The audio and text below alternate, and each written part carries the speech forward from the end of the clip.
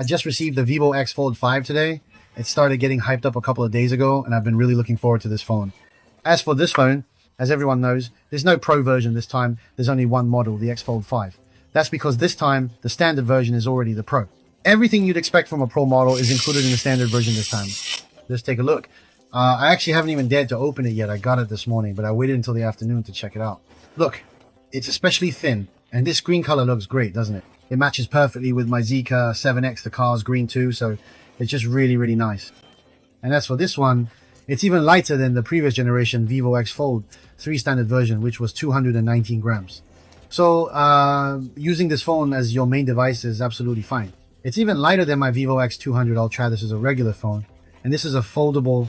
Of course, for photography, this one is better. But even though it's a foldable, it still has a periscope telephoto lens capable of millions of shots. It's not as powerful as this one, but for most people, it's more than enough. In daily life, 3x or 5x zoom is totally fine. Now, look at this phone, the whole folding mechanism, right? And this phone is now the first foldable with triple protection. Even in the freezing temperatures of minus 30 degrees in the Northeast, it won't shut down due to the cold or anything like that. And in environments like minus 20 degrees, for example, in Harbin, right, it won't freeze or get damaged either. This is a really great feature. It's freeze resistant. Dust and water resistance are common, but when it comes to freeze resistance, Vivo's foldable is the first to offer it. And you can see that the camera module doesn't stick out too much, right? As for the details, I'll share a more in-depth video after the launch event. And as for the hands-on power-up, I'll post that for everyone to see tomorrow.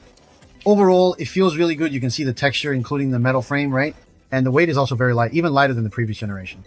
And I have to point out that this time, even though it's lighter than the previous generation, it still packs a 6000 mAh battery. What does a 6000 mAh battery mean?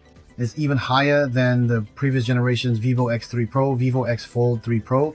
The previous generation, Vivo X Fold 3, had a 5800 mAh battery. But this time it's 6000 mAh, the same battery as the flagship Ultra model. So its battery life is also excellent. Honestly, I really admire Vivo's craftsmanship. They managed to give you everything you want and do it all so well. The Vivo X Fold5 really has an excellent texture to finish. It's something I really like. I just love this shade of green.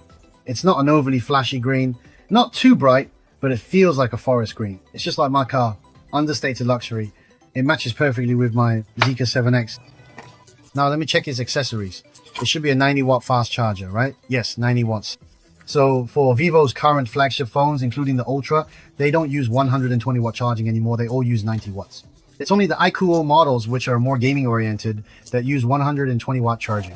Next, let's take a closer look at this particular item, the included phone case.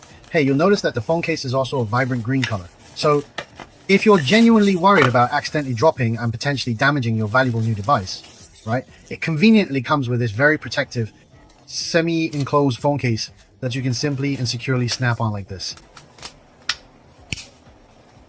Actually, I think you don't really need to use a phone case. Without the case, it feels even better in your hand. If you put the case on, it adds about 10 grams of weight. Also, I think the back wall, usually you're not too worried about dropping it on the back. And this side isn't covered either, right? So I think it's better to just use the phone without a case.